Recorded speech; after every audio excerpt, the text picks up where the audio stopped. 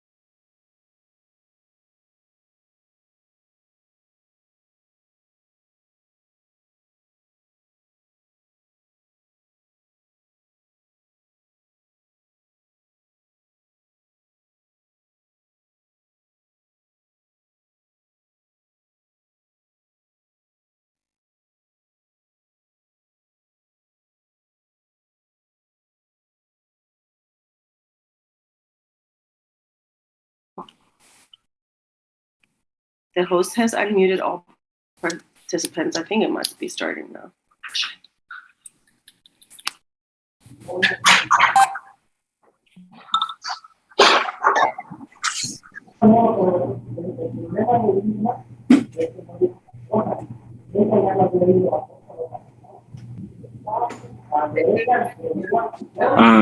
Please mute yourself.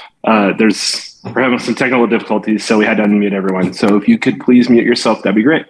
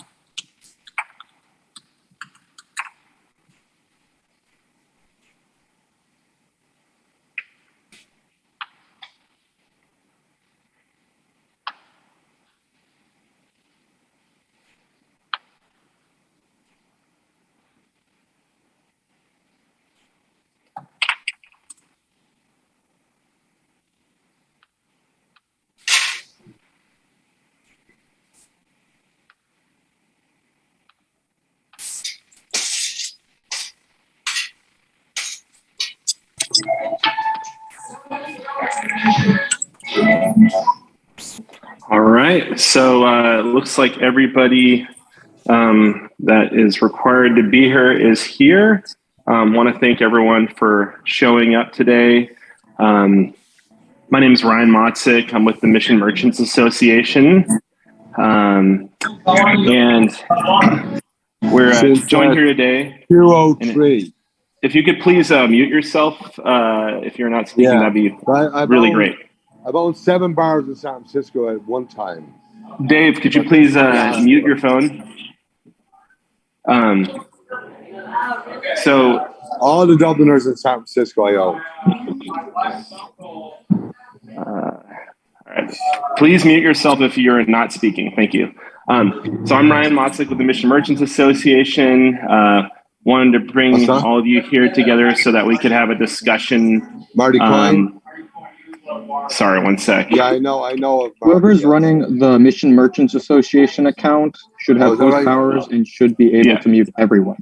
So I would suggest that. Yeah. We tried that and we're having some.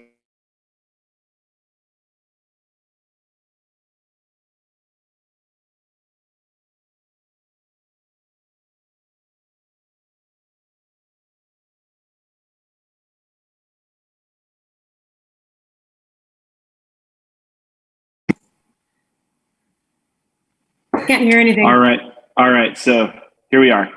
Sorry, having some technical difficulties. But okay, so we're all here. Please mute yourself if you're not to be speaking. And all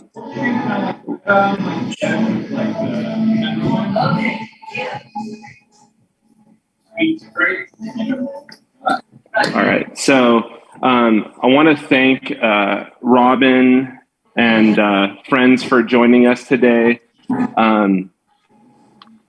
We are going to be discussing the latest and greatest about the Shared Spaces program. I know it's been extremely tricky and frustrating for many of us, and hopefully we'll get some clarity on where things are at. Robin, if you wouldn't mind telling us what you're up to and what's going on, and I think everyone would be greatly appreciate to hear from you. Thank you, Ryan. Hi, everyone. This is Robin Abad-Acapullo with the City Shared Spaces Program. And I think, Vince, you keep coming unmuted. Do you mind muting your mic? Vince Hogan, if you can hear me, please mute your mic. Somebody texted maybe. Send him a friendly text. I don't know if y'all can hear me. I know I had trouble hearing. I can hear you great. Around like Sunset Kids. Okay. Yes. Yeah. I'm on a Zoom, so I better go get Vince, can you unmic? I'll tell me to unmute and Vince, please mute your mic. we got. All right.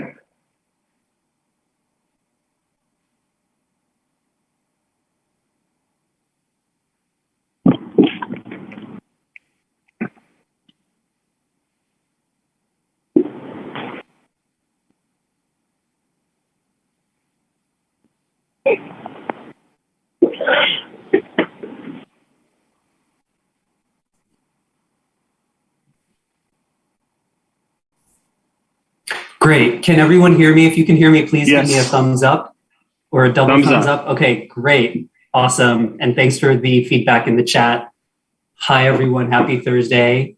I'm Robin Abad with the City Shared Spaces Program, and I'm joined by other experts on the city team. With us here today on the line are Monica Munowich with the SFMTA, the Fire Marshal, Ken Coughlin with the San Francisco Fire Department, and some folks from Public Works, Gregory Slocum, who manages permits, and Michael Lennon, who manages enforcement and compliance stuff. And we also have Maria de Alva from our team here at Planning. So we do have a few quick visuals to share with you. And then I think we're going to spend the majority of this time taking a question and answer. We're going to defer to Ryan or Tracy to facilitate the Q&A and to choose folks to choose folks' questions for us to address. So with that, I'm going to go ahead and share my screen. If you can see the shared screen, can I get another round of thumbs ups? Okay. I'm loving the nonverbal communication. Great. So just, three big sections. The first is we're just going to recap some of the really vital design principles that we need to, as the pandemic ends, and we're still very much in the pandemic now, but as we approach the end of the pandemic and move into a permanent version of this program, some things that we're always trying to help folks keep in mind around accessibility, emergency response, and visibility at intersections. So I'll talk a little bit about accessibility. The Fire Marshal, Ken Coughlin, will have a slide or two to just talk about some of the emergency response stuff. And then Monica at the MTA can talk a little bit about visibility at intersections. There's about 1 or 2 slides having to do with that. I'm also going to talk about grant applications that are currently open, give you all some more detail about that. And then we're going to move into Q&A. So we all know where shared spaces are. Today, we're probably focusing, I would imagine a lot of questions are going to be about parklets. But we always like to start off reminding everyone that there are many different types of shared spaces, all geared towards, helping with economic recovery and moving business activities outside, as well as community and non-commercial purposes and gathering.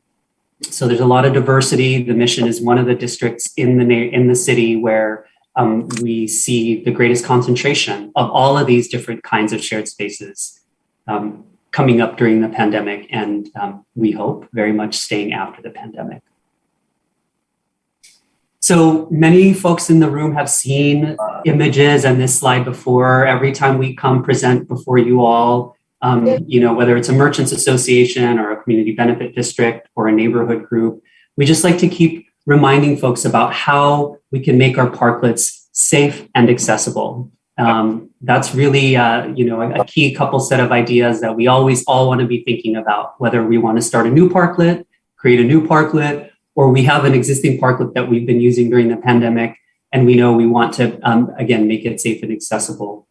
So these are things like keeping the sidewalk clear, making sure that if there's a parent with a stroller or a person with a wheelchair, that they can get up and down that sidewalk, even while you might have a really busy sort of evening doing dining service at your restaurant and in your parklet. The Fire Marshal is going to talk a little bit more about some of these other things that are good, that help firefighters and paramedics and other emergency responders. What's up, my friend? Please mute yourself. Thank you. Thank you for muting. The Fire Marshal is going to talk in a little bit more detail. We'll have some example slides of things like having access corridors open to the sky, these 3-foot gaps. It's really important too to make sure that there's a table that a person in the wheelchair can use in your outdoor dining facility, right? That's standard ADA that many of you already do, and because it's California law, it's code in your indoor dining establishments, and that's a principle and a rule that carries out into outdoor dining service as well. Fire Marshal will talk about firefighting and ladders, and Monica will talk a little bit about clearance from crosswalks to keep visibility. So with that, I think I'm going to hand it over to our Fire Marshal here, Ken Coughlin, who can talk a little bit about this slide and the next slide, which is about how we can design parklets or redesign them to make sure that we're helping our emergency responders do their job. Right, and I think we want to let Ken be able to unmute himself and talk a little bit. I don't know if you're in control. Yeah, Tracy's running this meeting, so Tracy, if you can unmute Ken. What's Ken's last name? He should be able to unmute himself. I don't think he can. Is he called in or is he on a phone? Is it Ken Coughlin? I'm looking. Sorry, guys.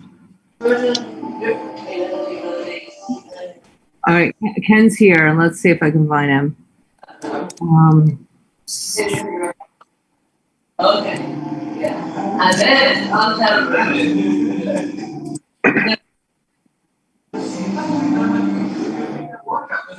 I'm looking. Sorry, guys. For whatever reason, the mute system with this many people is not working that well. If I mute everybody, he should.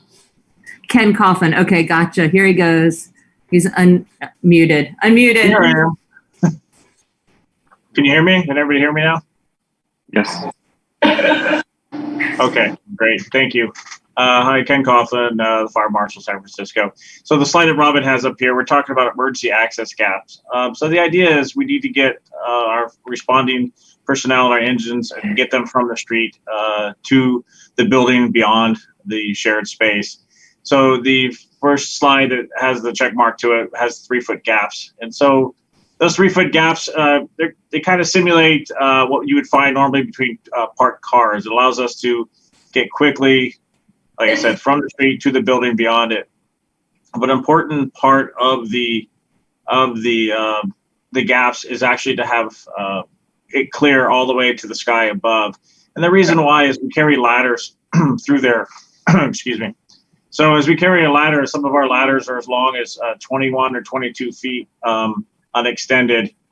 And if you go with a 10-foot sidewalk as you carry it through, because of the shared space, you won't be able to actually make that turn. So we would turn that ladder upright. And that's one of the reasons why we need it clear all the way to the sky. As you can see from the picture on the right, there are no gaps. So taking up 5 parking places to get to, I believe this is Tomaso's, to get to the building beyond it, we would actually need to walk down the street, walk back up with the ladder to be able to actually put it up against the building. That is our long delays. If somebody's in that window and needs a quick emergency help, we're not going to be able to get to them in that manner. It was kind of like these years ago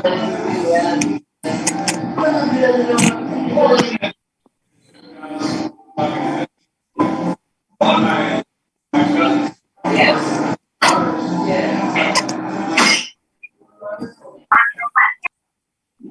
Part of the new program is gaps at the end of the shared spaces, and that's so we could get through that area. They actually have a wheel block to let drivers know that, hey, you're approaching the shared space and this needs to be kept clear. And where you do put the 3-foot gap makes a big difference, because obviously you can't have a tree, a parking meter, a bicycle rack on the other side of it. Otherwise, it makes no use of that actually 3-foot gap. So potted plants, like I said, bicycles, trash cans, things like that need to be kept clear. Robin, do you have another slide? Thank you. So this would be Monica, I believe, would be speaking on this on the next one. You bet. Thank you. Can you guys hear me okay? Can you hear you fine? Thank you, Monica. Hi, good afternoon, Monica Minowich from the SFMTA. So just wanted to quickly touch on one of the many things our agency looks at for site eligibility when we look at a space. Does it clear a bus zone? Does it clear an intersection for visibility? Does it provide adequate access? So on this slide, just to highlight, when we talk about Vision Zero, which is our city's commitment to 0 deaths in traffic fatalities, one of the key initiatives and under the Vision Zero program is what's called daylighting, which is clearing intersections, creating space at intersections, typically painted red, the curb, to allow for that space. So when a vehicle is turning, it can properly see people crossing in the crosswalk, especially people of all abilities, tiny people, children, people moving slowly, elderly. So we're doing shared spaces aside, Vision Zero daylighting citywide. We actually have a board of supervisors directive to do the whole high injury network, which is our most critical streets with the highest level of rates of accidents, of traffic fatalities, traffic deaths. And many of our shared spaces are on high injury network and have daylighting, are impacted by our program and daylighting requirements. So that looks like is people may have set up in too close to the intersection at the height of the pandemic. So we're assessing those situations, going out, going street to street, assessing parklets, and will be eventually at some point in time notifying that that's what that looks like. Moving back, it's around 20 or 8 feet, depending on your location, 20 feet near side, 8 feet far side. Far side means like the other side of the intersection. So, and just some quick images here of what it looks like when you're not providing that adequate clearance, and what it looks like when you are clearing that 8 to 20 foot space. So just in an effort of moving along, we could talk a whole hour on Vision Zero, but just quickly, other thing I wanted to touch on was curbside functions, like other important curb uses like loading zones. So across the city, obviously we have green zones, white zones, yellow zones for passenger commercial loading. And we, in addition, when I was mentioning a few moments ago that we went out across the last 6 months and identified where daylighting with 100 set at intersection is impeded, we are also looking at where parklets may have set up in these zones, and in some instances where we may need to bring these zones back, where we could shift the zone, where a parklet may need to shift. So just sort of thinking creatively about how we can bring back space to accommodate as the economy reopens and we have more and more, fortunately, demand on our curb space beyond what we already saw during the pandemic, which is a lot of demand for pickups, right? But evolved uses. So how do shared spaces fit within the mix of that? So I'll stop there on the high level curb management and Vision Zero piece. Thank you. Back to Robin. Thank you so much, Monica. Fire Marshal Ken Coughlin. These folks will all be here with us later. These folks will all be with us later for Q&A. We just wanted to close by sharing with you all. Close? Sugar, honey, and leave it. You got it. And upstairs. Yeah, just let me know when I need to take it to her. Yeah, I'll write. Hey, Tor, can you please mute yourself? Oh, I'm so sorry, guys. Thank you. Great. So we just wanted to close by sharing more information about grants that are currently available for application. At the URL at the bottom right-hand corner of the screen, sf.gov/shared-spaces-equity. That's sf.gov/shared-spaces-equity. You are able to access more information and also to submit an application for grants that can help cover capital costs and some of the costs of like maybe design and planning that you might need to undertake sometime in the next year in order, again, to become to make your spaces safe and accessible. This application is available in multiple languages. It's available in Spanish, of course, it's available in Chinese, it's available in Tagalog, and it's available in Vietnamese. So that's sf.gov shared-spaces-equity. This is our round 2 grants. There's also more grant funding that will be announced later this year, other grant opportunities. A lot of that funding will also focus on some of the larger shared spaces or the group operated shared spaces that are out there in the city. Some examples of this are the Lilac lot at 24th Street between Lilac and Cap, currently being sponsored by Calle 24. We have street closures. Also, for example, the Mission Merchants Association closes portions of Valencia on the weekends, or has closed portions of Valencia on the weekends. So some of that future funding will go to help support technical assistance for those larger types of street closures. But right now, round 2, the grants applications are due at the end of February 2022. Those are geared towards parklet sponsors who, again, need help paying for some of the changes that folks may need to make their sites safe and accessible.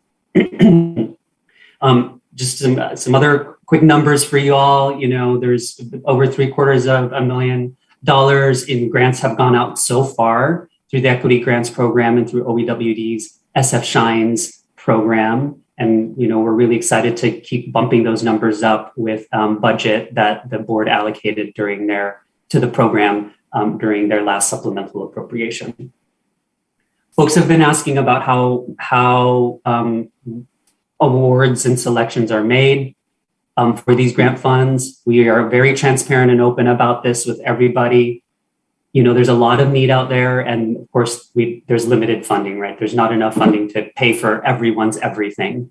So we're just really transparent about the fact that we look at geographies that have been hardest hit by COVID. For example, with with high rates of infection as well as fatality. We also look at neighborhoods that the Department of Public Health has otherwise already classified as neighborhoods with vulnerable populations. So these are neighborhoods where there are high concentrations of seniors, youth, people with disabilities, of course, linguistically isolated households, ESL households, and folks living under the poverty threshold. We're also looking at cultural districts, looking at registered legacy businesses. Because this is an equity grants program, there's also a cap on gross receipts that we look at in trying to determine, where to direct funding. We also we're trying to spread around grant funding. So if folks an individual business has already received a lot of assistance through other programs, say through OEWD's assistance programs, that's a factor as well.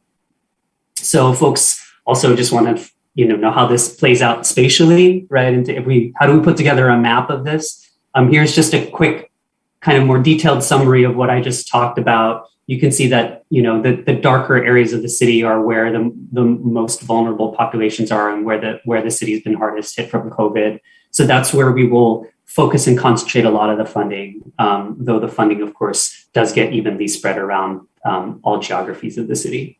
So again, sf.gov/shared-spaces-equity. Grant applications are open through the end of February 2022. It only takes about 7 or 8 minutes to fill out that application. And again, that application is available in multiple languages. So this is where we're gonna end our presentation of information to you all, and we'll move into question and answer. Again, I'm Robin Abad Acabillo. Monica Munowich, our Deputy Program Manager, is here from SFMTA. Our Fire Marshal, Ken Coughlin, is here from the San Francisco Fire Department. And Gregory Slocum and Michael Lennon are here from Public Works. So we've got all the right experts here to answer questions that you all might have. And I think, Ryan, we'll turn it over to you to facilitate which questions you want us to answer. Absolutely. And Robin, thank you so much. Monica, Ken, Gregory, I appreciate all of you guys for coming through. And I will start looking at, let's check the chat and see what's out there. All right. One of the questions was can the grant apply to the original construction of the shared space or only the changes made?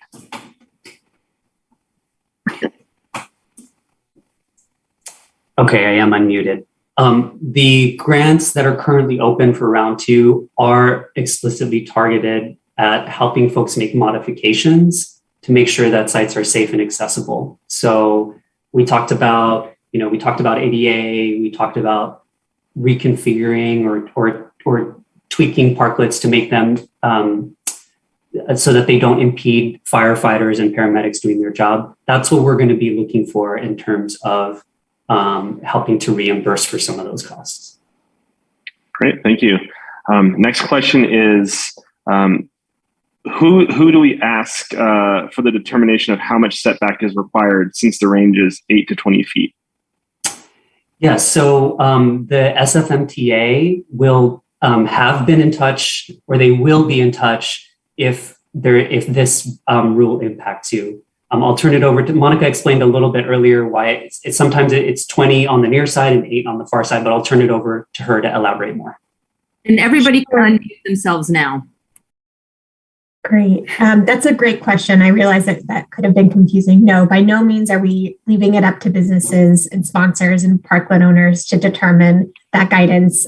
Our design manual, our shared spaces design manual, does have some good, more clear language that goes into more detail than what I just shared. But right, Robin's correct that we visit the sites in person and we make that determination. Some blocks have different characteristics. That's why there's a range. So like a tree present at a crosswalk, or diagonal or parallel parking versus diagonal perpendicular will change the clearance needs. So long story, or in summary, we visit, we make that assessment, and when we reach out, we're very clear on what that measurement is. Great. And then in addition to that question, will businesses be contacted if they need to make changes based off of red, white, and yellow zones? Yes, same. And it's Okay. not just you're in a white zone, you're going to be impacted. You're in a green zone. It's different based off every corridor, but similarly, yeah, we make that assessment during our visit, and we'll be clear when we reach out to businesses. Okay. And if a business is moving to a new location and wants to build a space there, would they be able to apply for funding for that? And would the application process be the same? Great. I can answer that. So if you want to create a new parklet, let's say so far in the pandemic you didn't have one before, or you own another location, would like to create a parklet at that location. Yes, you absolutely can fill out a parklet pandemic permit application. And we'll look at that. MTA will look at the location, and you can move forward with a pandemic parklet. The funding piece, though, is separate. The grant applications are a separate application, and again, that's to help existing parklets become compliant with safety and accessibility rules. So the funding that's out there right now that we have an application open for is explicitly for the purpose of helping to offset costs of making your existing sites safe and accessible. Great. So if you were a past recipient of SF Shines, you would be eligible? It's going to depend on the year that you received funding. So, in the current fiscal year, which is July through June, we're going to try and give one award per business rather than, the same business receiving multiple grants and award, because there are so many businesses who are in need. There is a kind of limit, one grant per business per per fiscal year. Got you. And if someone were to put up a new shared space, would it be best to apply for the grant after they applied for the shared space? The grants, again, are available for sites that currently exist that need to potentially, undertake some modification or, some design tweaking in order to become compliant with safety and accessibility rules. So if you're building a new parklet, it's your your first one. Let's say you apply this month, you haven't had a parklet before. You're set up you have all the information you need to create a parklet that already it conforms to all of the rules and the guidelines for safety, right? Because you're starting from scratch, you've got all the latest guidance, and you can go. We want you to build a site that is in accordance with all of the ADA and life safety rules that are currently out there. Great. And then some businesses have submitted applications as early as last year, November, and they haven't heard back. Who would they contact for a follow-up? Ryan, is this for a grant application? I believe it's for a shared space. Please email us at sharedspaces@sfgov.org if you have submitted a permit application and still haven't heard back. This would have been November, so like maybe a couple months ago. We really apologize for that. It's our goal to turn these around actually within 72 hours. So please send us an email, and if you can, attach the application that you submitted. Great. And I'm looking through the questions. There seems to be a lot of concern that no news from SFMTA is good news, or basically don't worry about changing anything until you hear from SFMTA. And I believe that was already touched on. And I think this might be a question for Monica, but I just want to make sure that is the case. No. Yes and no. So I first want to call out that it's SFMTA notices on a subset of it, or sort of will reach out to businesses to inform about a certain subset of issues, which are more the site specific. But a business may hear from, if they don't hear from MTA, they may hear from fire department or public works, who colleagues are on the call, about emergency access or site design issues. So anyway, so the SFMTA is just reaching out about that subset. And we once we reach out to everyone, I suppose, right, if you don't get an email from us, you don't have an SFMTA issue. But at this moment in time, if you haven't gotten an SFMTA email, it doesn't mean you don't have, we're going to be, timing still to be determined, but the goal is to be getting those out as soon as we can, with a timeline a little bit in flux. But so it's this moment in time, that would not be the case. I hope that clarifies. Yeah, I think that does. And then there's another question.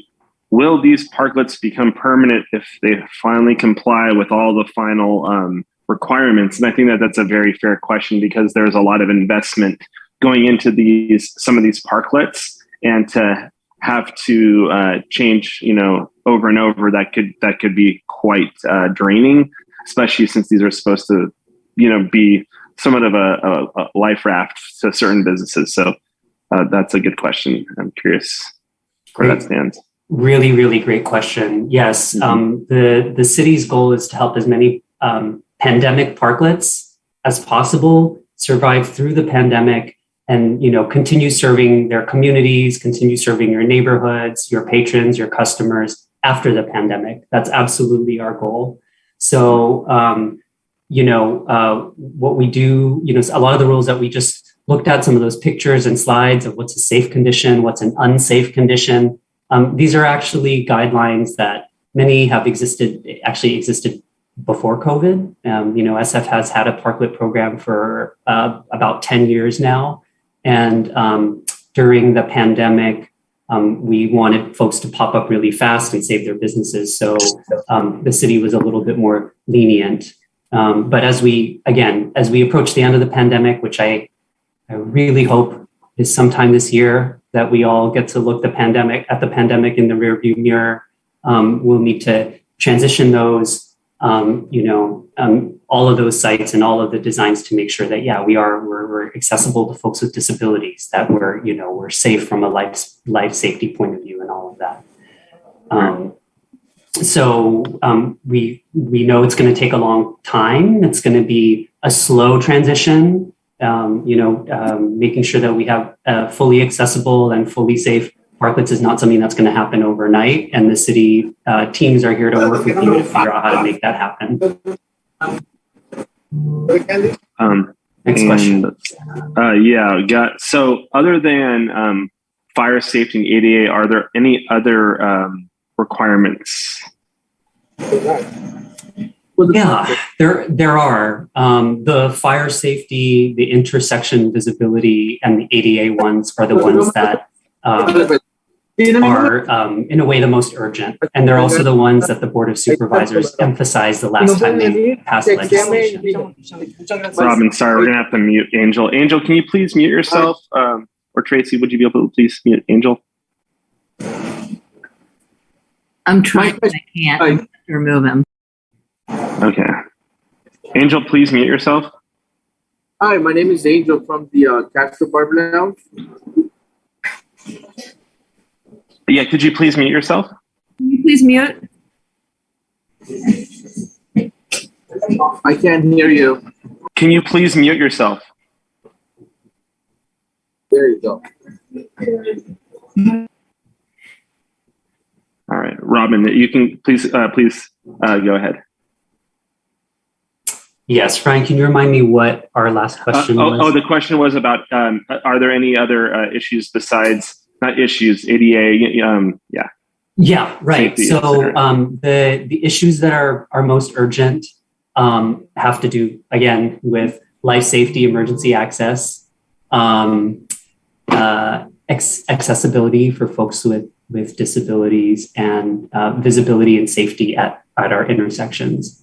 There's a whole bunch of other principles and considerations. Right now, we're only focusing on the three that I just mentioned. If you want to see a full list, you can go to the Shared Spaces Manual. This was published last year, and it was updated again recently with more graphics and kind of clearer pictures. None of the rules changed, but the way that we tried to present them to you all was upgraded a little bit. Hopefully it's easier to understand. And Tim is waving a hard copy of it. Thank you. Yes, Tim from Reams. So fire safety in ADA. That's right. Are there any? Is there any maintenance requirements? And I'm sure that's in the book, but just since we're all here talking. Yeah, the fire, ADA, and intersection safety ones all have to do with design. But there's, of course, also, there are operating guidelines and rules too.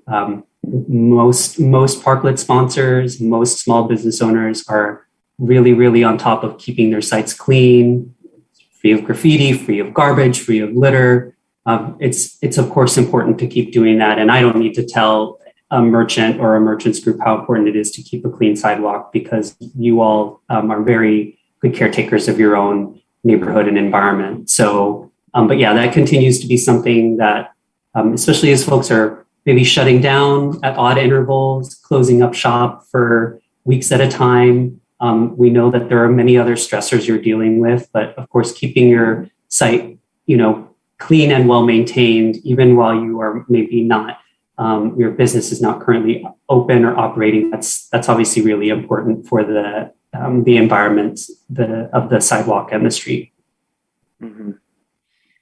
And then there's a good question here about the manual says that airflow requirements are based off of CDPH and SFDPH guidelines for outdoor structures.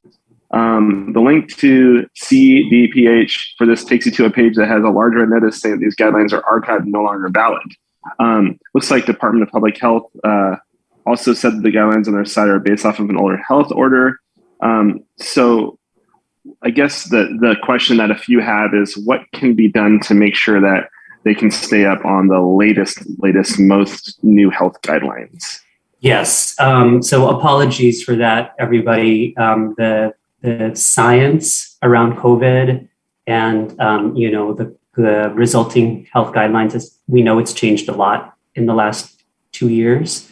We're constantly learning more about how this virus behaves, and it's changed the way that our public health officials have wanted us to behave, how, they wanted us to gather and so forth. The biggest takeaway, though, is just make sure that airflow can get through your parklet. This is why we're trying to move dining from the indoors into the outdoors. So parklets that have full walls on 3 or 4 sides, without windows, without ventilation, that's no longer an outdoor space. You created an indoor dining space out in the parking lane. So, it's really important that the parklet remain open on 2 opposing sides. That's usually the sidewalk side and obviously the street side. We don't have to get into the minutia of California Public Health's, many pages of diagrams to keep in mind that parklets are supposed to be outdoor dining facilities and should have adequate ventilation. Sure. And this is not to get into the minutia, but some questions that were brought up in this matter, which I do find interesting. And again, it's just maybe a little bit of common sense and maybe not. But if dining is permitted inside, why would the same guidelines not apply to like a parklet? Like, why would a parklet be restricted, but you can just walk inside and have no airflow? Yeah.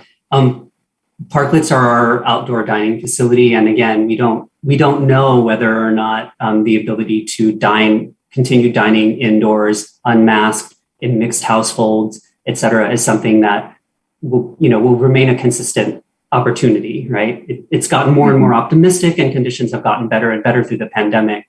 But, we don't want to create a situation where parklets are all enclosed and suddenly we don't, dining outdoors becomes the only other recourse we have, and us as a city, as communities, not have any outdoor dining facilities.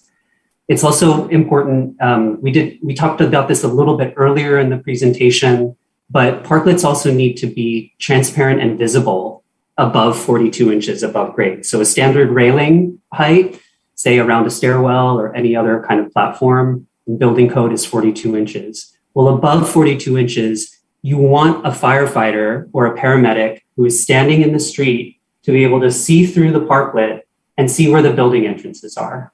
They need to be able to see if people are standing or crowding on the sidewalk. They need to be able to see if, where fire escapes, building fire escapes land, where building standpipes for, hooking up water hoses to, where all of those facilities are. So it's another really important reason that we don't want parklets creating an extra wall, an opaque, non-transparent wall between the street and the sidewalk. So that's, that's also really important. It's also really important from an urban design point of view and a feeling of safety as you're walking down the sidewalk. What we want to avoid is a situation where you're walking through a canyon of solid walls, or you're creating nooks and crannies and parklets that you're not able to see as you're walking down the street, say in the evening and at nighttime. We want to have an urban sidewalk and a streetscape environment where, as a pedestrian, you can survey what's happening around you. When you're walking down the sidewalk, you can see out into the street and vice versa, and have that kind of situational awareness. So, opaque walls above 42 inches, impermeable, non-ventilated walls above 42 inches, definitely not a good thing for us all as parkleteers.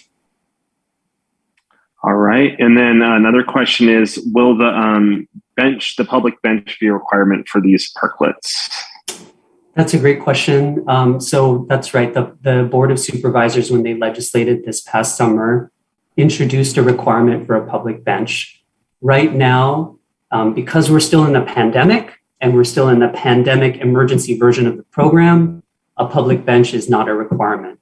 But when the pandemic ends, and the emergency program expires, and we move into the permanent program, then folks will be required to provide that public seating facility.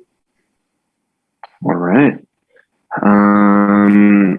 And so this isn't, let's see here, I'm trying to ask you any questions.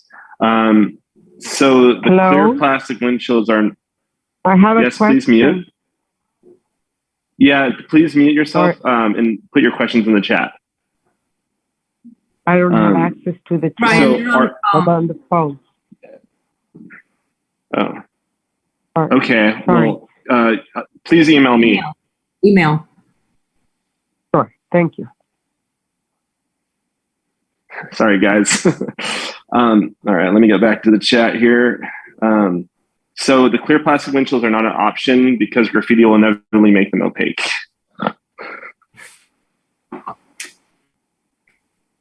Clear plastic is good because it's good in the sense that you can see through it, but it's bad because it can block airflow and ventilation. Mm-hmm. Yep. Let's see here. Oh yeah. Is the city going to require parklets to stay open at all times, or can they be closed off when the business is closed? Great question. So there's two answers to this. One answer is what we do during the pandemic and what we do after, what's required after the pandemic ends. So right now, during the emergency pandemic program, parklets need to be accessible during business hours, and outside of business hours, folks have been securing their parklets against vandalism and occupancy. When the pandemic program expires and the legislated program kicks in, once we're out of the pandemic, what the board has legislated is that parklets must remain open throughout the day, but may be closed. They may be secured between the hours of midnight and 7 a.m. And that's this very same actually as park code. Those are technically when our parks close. So we're using this a pre-existing law that applies to other types of places and have extended that into parklets and shared spaces. Great. And then there was a question about, let's see here. Oh yeah. Okay. The timeline says the SFMTA daylighting guidelines will have to be adhered by April, which in many cases will include reduction of movement of parklets. How do you expect us to chop down, rebuild our parklets in April before we have our approval on permanent parklet applications, and before the changes under the permanent program are required? They should have the same deadline, not guideline. Yeah, I'll clarify. That may be outdated a timeline. Things are moving so rapidly. So just to take a step back, we had originally the city family team aimed to notify businesses in the fall because we had assessed, we had done our visits last summer, so we were ready to sort of, we had our data ready and sort of start communicating as early as possible. And that timeline, that April date, was sort of ahead of when we were planning for July, sort of end of the temporary program and transitioning over to the codified program, which is the date and timeline that exists in the current legislation. I don't, not to go down a rabbit hole too much here, but since a new revised legislation maybe in the works, extending the temporary program, our communications timeline has shifted. So I'm sorry, I'm not sure where you got that from, but there was a moment in time that we were lining up for April, and we're reassessing because we know we definitely will provide that ample opportunity timeline to businesses. So that timeline. Thanks for clarifying. Yeah, thanks for clarifying. And I think the information that's going out there, some of it's word of mouth, some of it's actually in writing, and some of it's dated, and it's moving, like you said, so fast that it does get a little confusing. Here's a question. I believe this might be for fire, but whoever knows the answer to this, please answer. So regarding the overhang of the parklet roof above sidewalk, if a 3-foot sidewalk and no overhang, the fire department has 3 feet to the building for a ladder. If a 15-foot sidewalk and a 3-foot overhang, the fire department has 12 feet to the building for the ladder. A blanket no overhang rule does not take this into account, and an overhang is necessary for protection from the rain, especially as the roof has to be high up enough to conform to the fire department requirement around clearance from heaters. Is there any bandwidth to consider these scenarios on a case-by-case basis? Thank you. I'm not sure of the case-by-case, but the scenarios, if you did have only a 3-foot sidewalk, you wouldn't be able to have a roof on your shared space. Anything less than 10 feet width of a sidewalk, roofs or canopies will not be allowed. We cannot get the ladder to be at the right angle to be able to get to the adjacent building. I believe I might want to ask DBW, but when it comes to going over the sidewalk, that's space that needs to be allowed for fire department operations, and so there would be no case by case by allowing any roofs over the sidewalk. The only case by case could be possibly the adjacent of having a roof with a sidewalk approximately 9 or 10 feet wide. Great. And here I think we have another question. It might be from Monica or Robin, but I had a temporary, well, actually, sorry, I already asked this question. Sorry about that. Okay. Sifting through all these, just want to make sure we're not asking the same questions. Okay. Robin, how long should we wait to hear back about equity grants decision after applying? Great question. So equity grants are due at the end of February 22, and I think we want to be able to get everyone a status update by the end of March. So about 4 weeks from the time of submittal. And I don't want to commit to a specific timeline right now because I'm not sure what volume will be like. We could be dealing with hundreds and maybe over 1,000 applications. So we'll do our best to get back to everyone within a month's time. You can apply for the grants with a projected amount of what you think you might need to spend in order to make your parklet safe and accessible. It doesn't have to be at the time that you submit your application, it doesn't have to be for work that had already been performed. So that's also another important thing to consider. Maybe, you've talked to the fire marshal's team about cutting like a hole in your roof to let a ladder through, or you've talked to DPW folks about how to reconfigure one end of your parklet to make it accessible to someone in a wheelchair. Maybe you're not going to be ready to do that work until like May or June. You can still submit for an application in February. Tell us what you intend to do and how much you believe it's going to cost. After you of course, in order for us to reimburse, we're going to have to receive receipts from you for the work that was performed. But by all means, please submit an application Great, thank you. And we're nearing the end of this meeting, but there's still a few more questions I'm going to be asking. And for anyone that did not get their questions answered, or if any more questions come up, please feel free to email me. I will throw my email in the chat once again. And then there's some responses to some questions I asked earlier. This one is from Monica. It currently says April in writing on the Shared Spaces website. So just a heads up on that. And Monica, what's your thoughts on that? That's right. It currently says April because currently what the law says is that the pandemic program is going to end in June. Gotcha. And that we need to start issuing legislative permits that are effective July. So in order for our teams to, again, get through the volume, currently what we're saying is please submit a permit application by the 1st of April. Monica mentioned right now board committees are contemplating pushing the extending the pandemic permit beyond June. And when they do, we'll be sure to update everyone. It will mean probably that we would extend the deadline for submitting a legislative permit application. Right. But for now, that does remain the target unless the board changes the environment. Okay. And then this is back to the question for the clearance. So for the fire department, does the fire department need 9 feet or 10 feet of clearance for the ladder? It depends on the size of the building. We tried to come up with a set standard that could be easily applied to many different situations. So we set it at 10 feet, 10 feet sidewalk, 10-foot sidewalk. Anything from 10 feet up, you can have a roof. Anything less than that, you couldn't. So it all depends.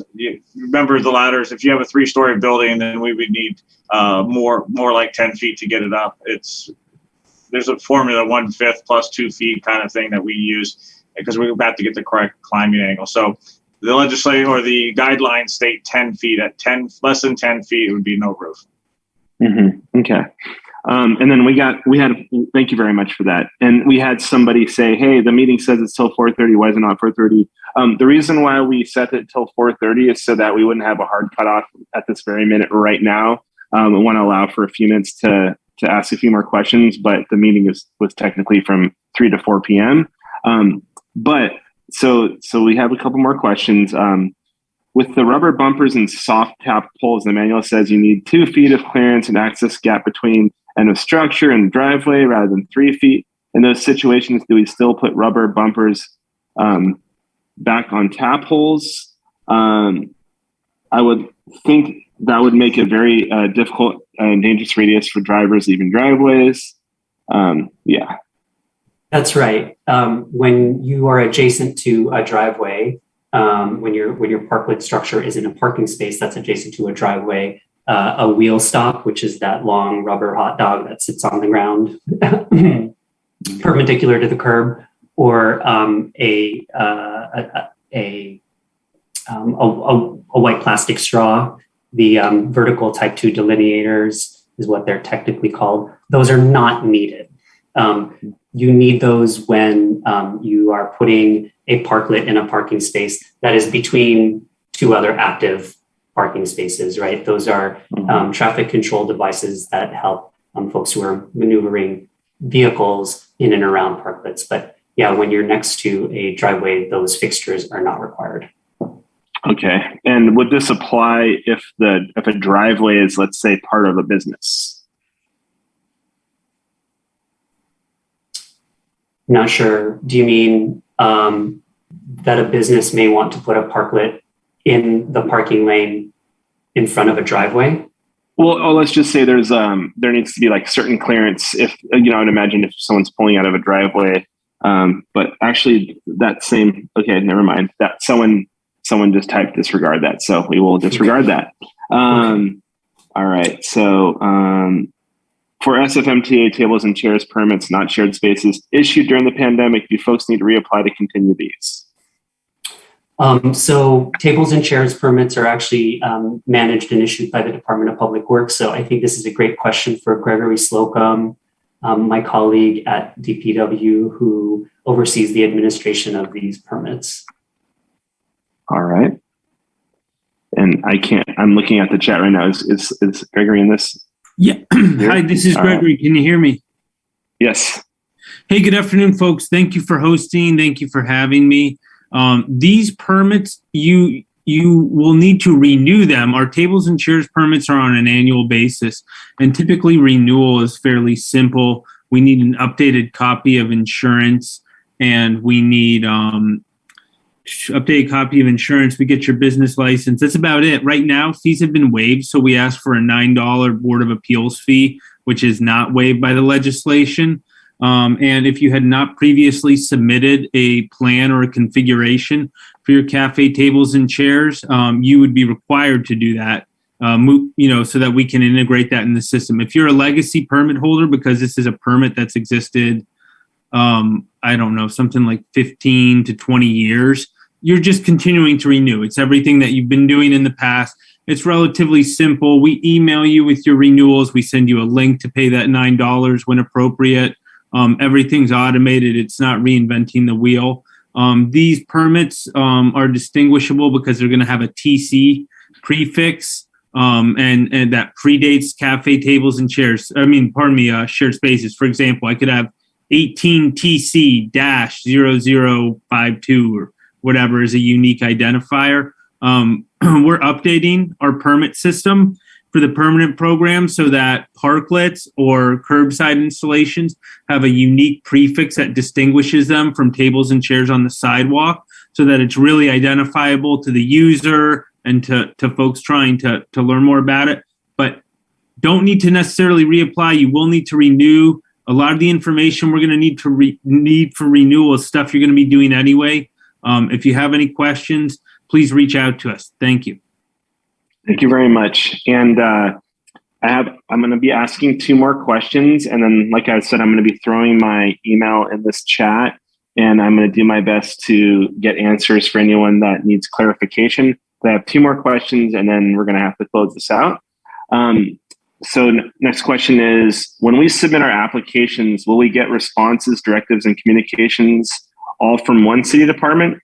Or will we be getting hodgepodge communications and changes from all the different departments that oversee different characteristics, being SFMTA, DPW, et cetera? And this question has been asked by a couple of folks in this chat. And I think basically having a central fixed hub to get clear communication on this is what is highly desirable, and just curious about that as well. Ryan, this is for a permit application and not a grant application, right?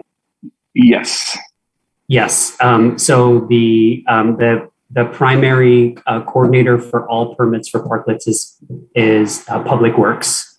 So if the other departments have feedback or have comments on the application that was submitted, it should all be communicated to you, through a central entity and not a million different emails from a bunch of different folks. We're going to do our best to keep those emails streamlined for you all. Awesome. Thank you. All right. And we are going to close this out with one more large question. And maybe I'm biased to asking this question, but it's a question that I'm asked all the time. And I don't know the answer. So maybe you guys do, or have some interesting creative ideas. The whole idea of having the parklets open to the public during no business daytime hours and having a 3-foot access gap that's open to the public 24 hours a day is a really big problem. We have to clean human feces out of our parklets and access gaps access gaps 2 to 3 times a week, as well as trash, clothing, debris, needles, and other drug paraphernalia, more broken bottles, etc.